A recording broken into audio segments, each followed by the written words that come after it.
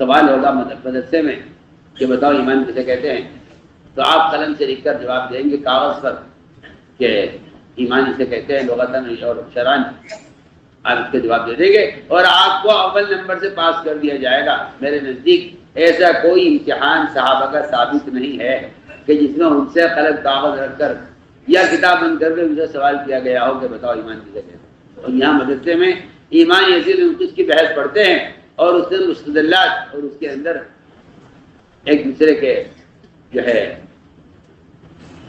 بحث کو بیان کر کے سمجھتے ہیں کہ ہم ایمان میں کامیاب ہو گئے ہیں۔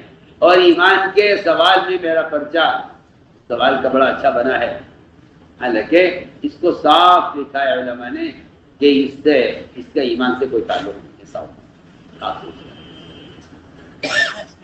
اب ہو الفاظ کی بحث کو علم سمجھنا، الفاظ کی بحث کو اور الفاظ کے بیان کرنے کو ایمان سمجھنا، اس سے ایمان کا کوئی تعلق نہیں۔ اس سے ایمان کا مجھے کوئی ثابت کر دے کہ صحابہ سے ایمان کے بارے میں سوال کیا گیا ہو اور صحابہ نے کئی لغتاً شرعاً اصطلاحی معنی کہیں بیان کیا ہوں صحابہ نے ایمان کے، کئی ثابت نہیں۔ حضور اکرم صلی اللہ علیہ وسلم کے یہاں، آپ صلی اللہ علیہ وسلم کے یہاں صحابہ کو ایمان عمل کے ذریعے سکھلایا جاتا تھا، عملی طور پر ایمان سکھلایا جاتا تھا۔ عجیب بات ہے، ایمان عملی طور پر سکھلایا جاتا تھا اور پھر اس ایمان کا عملی امتحان ہوتا تھا، نہ تقریری امتحان ہوتا تھا نہ تحریری ہوتا تھا، کچھ نہیں۔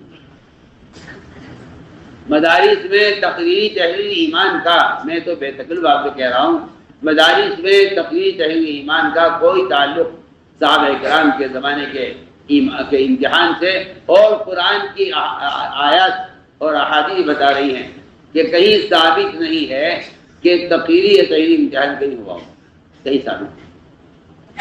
میں آپ کو بہت ہی بنیادی بات رکھتا ہوں، میں اور آپ ایمان کا تقریری جواب دے کر سمجھتے ہیں کہ ہم نے صحیح جواب دیا ہے اور یہ ہمارا ایمان ہے، حالانکہ ایمان کا تحریر سے، تقریر سے، الفاظ سے، بیان سے ایمان کا کوئی قطعاً دور کا بھی کوئی رشتہ نہیں ہے، کوئی تعلق نہیں۔ آپ ان بات پر توجہ دیں گے، میں بہت اہم بات آپ سے عرض کروں۔ ہم میں ہر شخص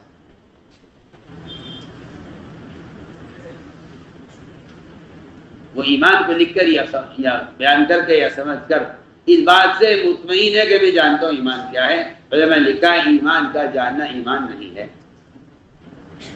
ایمان کبھی بھی اسی طرح لکھا، ایمان کو جاننا ایمان نہیں۔ یہ ایمان کی معلومات کو ہو یا ایمان کا علم کہہ سکتے ہیں اس کو، یہ ایمان نہیں۔ میں عرض کرتا ہوں کہ حضور اکرم صلی اللہ علیہ وسلم نے صحابہ کے ایمان کا امتحان کیسے لیا۔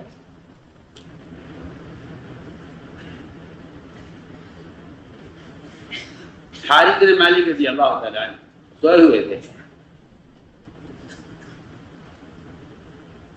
سونے والا آدمی اس حالت پر ہوتا ہے کہ اس کا سننا، اس کا سمجھنا، یہ سب کچھ اس پر نیند غالب آ جاتی ہے۔ یعنی کہ آدمی سو کر اٹھتا ہے نیند سے تو آخر میں دماغ جاگتا ہے، آنکھیں کھل جاتی ہیں اس کی، لیکن دماغ نہیں کھلتا سو کر اٹھنے والے کا۔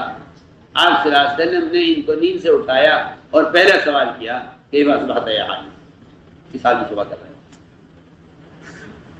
انہوں نے جواب دیا اصبحت مؤمنا حقا، کہ میں صبح کر رہا ہوں ایمان کی حقیقت اس کے کمال کے ساتھ۔ آپ نے فرمایا کہ تمہارے اس دعوے کی کیا دلیل ہے، تم دلیل پیش کرو، تم دلیل پیش کرو اس کی کہ تم صبح کرو ایمان کی حقیقت کے ساتھ۔ انہوں نے باتیں شروع کی ہے، وہ توحید سے، رسالت سے، جنت و دوزخ کے وجود سے، مرنے کے بعد دوبارہ زندہ کیے جانے سے نہیں. انہوں نے اپنا جواب جو شروع کیا ہے ایمان کے بارے میں، انہوں نے بات یاد شروع کی ہے، یا رسول اللہ میرے ایمان کی علامت یہ ہے کہ رات گزرتی ہے قیام میں، رات گزرتی ہے قیام میں، دن گزرتا ہے صیام میں، روزے میں، اور میں نے اپنا رخ دنیا سے آخرت کی طرف پھیر دیا. یہاں سے بات شروع کی. یہ آخر میں فرمایا کہ جنت دوزخ کو میں دیکھ رہا ہوں اپنی آنکھوں سے، لیکن پہلا جواب یہ ہے کہ میں نے اپنے رخ کو دنیا سے پھیر لیا ہے، اور اس کا اثر یہ ہے کہ رات گزرتی ہے قیام میں، دن گزرتا ہے روزے میں. انہوں نے اپنے ایمان کے سوال کا جواب عمل سے دیا ہے، ایمان کے سوال کا جواب عمل سے دیا ہے. اس پر ایمان کی کوئی بحث نہیں ہے. آج تو ایمان پر اتنی بحث ہے کہ لوگ اسے پڑھا کے یاد کر کے سمجھتے ہیں کہ یہ ایمان ہے. اس کا ایمان کی بحث ہے کہ اس کا کوئی تعلق ایمان سے نہیں. ایمان کا تعلق تو عملی زندگی سے ہے. آپ یہ بتائیے کہ آپ کے معمولات کیا ہیں؟ آپ بتائیے آپ کے معمولات کیا ہیں؟ چنانچہ انہوں نے اپنے معاملات بیان کیا. آپ نے فرمایا عرفت فالزم، تمہیں معرفت حاصل ہو گئی ہے، تمہیں معرفت حاصل ہو گئی ہے. جس آدمی کو دنیا میں جنت اور دوزخ نظر آتی ہو، اور جس کو میدان حشر ایسا اس کے سامنے ہو کہ وہ کہتا ہے کہ عرش لایا جا رہا ہے اور میرے سامنے یہ منظر ہے کہ لوگوں کے اعمال نامے تقسیم ہو رہے ہیں، ایسے شخص کے بارے میں نہیں کہا جا سکتا کہ آپ ایمان کا کمال کو آپ پہنچ چکے ہیں، اب آپ کو ایمان کی ضرورت نہیں، آپ کو عمل کی ضرورت ہے. آپ نے فرمایا عرفت فالزم، معرفت کو حاصل ہو گئی ہے، تم اس پر جمع رہنا، اس پر جمع رہنا. اس لیے کہ ایمان اتنا جلدی نکلتا ہے مومن کے اندر سے، جتنا جلدی کسی بھگوڑے اونٹ کی رسی کھول دی جائے، اپنی جگہ سے وہ غائب ہو جائے، یا کرتا گلے سے اتار نکال دیا جائے، جسم سے الگ کر دیا جائے، اتنا جلدی ایمان اندر سے نکل جاتا ہے. تو میں عرفت فالزم، تمہیں معرفت حاصل ہو گئی ہے، مگر اس پر جمع رہنا. ایمان بہت جلدی مومن کے اندر سے نکل جاتا ہے. شاید اس سے زیادہ نگرانی کرنے کی کوئی چیز نہیں ہے، اس سے زیادہ نگرانی کرنے کی کوئی چیز نہیں ہے، اور اس زمانے میں اس سے زیادہ غفلت کسی اور چیز سے نہیں. مگر یہاں کی سب سے غافل ہیں. وہاں صحابی کو ایسے ایمان سے غافل رہنے سے چوکنا کیا جا رہا ہے کہ دیکھو غافل مت ہو جانا، یہ تم اگر غافل ہو گئے اس سے، جو صحابی جنت دوزخ اپنی آنکھوں سے دیکھ رہے ہیں، فرمایا اگر تم اس سے غافل ہو گئے تو یہ نکل جائے گا، لہذا اس پر جمع رہنا. تو میں نے عرض کیا کہ اس بات پر غور کریں. تو میں عرفت فالزم، معرفت تو حاصل ہو گئی ہے، اس پر جمع رہنا. ادھر آپ غور کریں. آپ نے صحابہ سے سوال کیا، بہت سی روایتیں ہیں جس میں آپ نے صحابہ ایمان کے بارے میں سوال کیا ہے کہ تمہارے ایمان کا کیا حال ہے. تو صحابہ نے ایمان کا سوال ایمان کا تھا، جواب دیا ہے اعمال کے بارے میں. حضرت حیات الصحابہ میں ایک عنوان قائم کیا ہے، ایمان کی حقیقت اس کا کمال.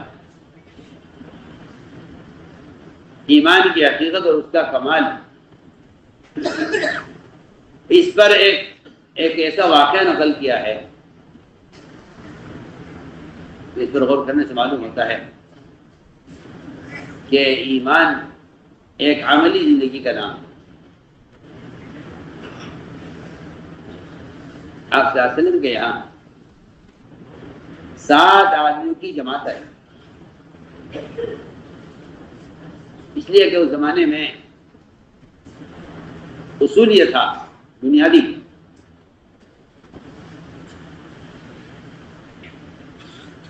کہ آپ خود جا کر دعوت دیں، اور جن کو آپ دعوت دیں ان کو آپ ان کے ماحول سے نکال کر لائیں، اس لیے کہ یہ بات اپنی جگہ بالکل اٹل ہے کہ اس امت کے خیر امت ہونے کے لیے، اس امت کے خیر امت ہونے کے لیے نماز، روزہ، حج، زکوٰۃ، ذکر، تلاوت، عبادت، تہجد، سارے وظائف، سارے معمولات، اور میں کہتا ہوں کوئی ایسا ولی ہو دنیا میں جس سے اس کی زندگی میں کوئی گناہ نہ ہوا ہو، اس سے زندگی میں کوئی گناہ نہ ہوا ہو، میں آپ سے بہت ضروری بات کرتا ہوں، ایسا شخص جس سے اس کی زندگی میں کبھی کوئی گناہ نہ ہوا ہو، اور ایسا شخص جو اپنی 24 گھنٹے کی زندگی میں کسی سنت کو نہ چھوڑتا ہو، اللہ کی قسم 100 بار قسم کھا کر کہا جا سکتا ہے کہ یہ شخص خیر امت میں شامل نہیں۔ آپ میری بات پر توجہ دیں گے، آپ میری بات پر توجہ دیں گے، ایسا ولی کامل اور ایسا متقی جس نے زندگی میں کوئی گناہ نہ کیا ہو، یہ آدمی انتہائی پرہیزگار اور دیندار ہونے کے باوجود اگر یہ دوسروں کو دعوت نہیں دیتا تو اس آدمی کا خیر امت میں شمار نہیں ہوگا۔ آپ سنیے میں کیا بول رہا ہوں، آپ کو باتیں غلو معلوم ہوتی ہیں، اور غلو ان لوگوں کو معلوم ہوتی ہیں جو بیچارے حقیقت سے نا آشنا اور ناواقف ہوتے ہیں، انہیں یہ باتیں غلو معلوم ہوتی ہیں۔ حضرت محمد رضی اللہ تعالیٰ عنہ کہ اللہ نے یہ نہیں فرمایا انتم خیر امت، اگر اللہ فرماتے انتم خیر امت پھر تو ہم اپنے انفرادی اعمال کی وجہ سے خیر امت میں شامل ہو جاتے ہیں۔ اللہ نے فرمایا کنتم خیر امت اخرجت للناس تأمرون بالمعروف وتنہون عن المنکر، کہ تمہارے خیر امت ہونے کا سبب یہ نہیں ہے کہ تم بھلائی کا کام کرتے ہو اور گناہوں سے اپنے آپ کو بچاتے ہو، تمہارے خیر امت ہونے کی شرط یہ ہے کہ تم دوسروں کو بھلائی کا حکم کرتے ہو اور دوسروں کو منکر سے بچانے کی کوشش کرتے ہو۔ فرمایا کہ اللہ نے شرط لگا دی ہے کہ ایک آدمی کے خیر امت ہونے کے لیے شرط یہ ہے، تو میں نے عرض کیا کہ پہلی بات تو یہ ہے کہ اس امت کے خیر امت ہونے کے لیے پہلی شرط تو یہ ہے کہ آپ خود جا کر دوسروں کو دعوت دیں۔ یہ تو حضرت عمر کا قول میں نے عرض کر دیا، یہ حضرت عمر کا قول نقل کیا ہے کہ یہ امت اپنی ذات سے نیک اعمال کر کے خیر امت میں شامل نہیں ہو سکتی جب تک دوسروں کو دعوت نہ۔ دوسرا قول ابو ہریرہ رضی اللہ تعالیٰ عنہ کا ہے، حضرت ابو ہریرہ فرماتے ہیں کہ تمہارے خیر امت ہونے کے لیے اتنا کافی نہیں ہے کہ تم لوگوں تک دین کی بات پہنچا دو، یہ تو اس سے آگے کی بات کر رہے ہیں۔ ابو ہریرہ رضی اللہ تعالیٰ عنہ اس سے آگے کی بات کر رہے ہیں، وہ کہتے ہیں تمہارے خیر امت ہونے کے لیے اتنا کافی نہیں ہے کہ تم لوگوں تک دین کی بات پہنچا دو، وہ کہتے ہیں خیر امت ہونے کے لیے لازم ہے یہ کہ تم لوگوں کو ان کے برے ماحول سے نکال کر انہیں عمل کے ماحول میں لاؤ۔ بالکل یہ صاف ابو ہریرہ کا قول ایسا نقل کیا کرتے ہیں کہ تمہارے خیر امت ہونے کے لیے شرط یہ ہے کہ تم لوگوں کو ان کے ماحول سے نکالو۔ بہرحال جماعت آپ صلی اللہ علیہ وسلم نے بھیجی ایک علاقے میں، ایک علاقے میں آپ نے جماعت بھیجی، ان لوگوں نے جا کر وہاں محنت کی اور 7 آدمیوں کی تشکیل کی ہے۔ یہ ہمارے یہاں میں صاف کو عرض کر رہا ہوں، یہ ہمارے یہاں یہ نہیں ہے کہ آپ جائیں اور دین کی بات پہنچا کر آ جائیں، یا آپ بیٹھے بیٹھے اخبار رسائل سے دینی باتیں نشر کر کے سمجھیں کہ ہم نے دعوت کا فریضہ ادا کر دیا ہے۔ کسی درجے میں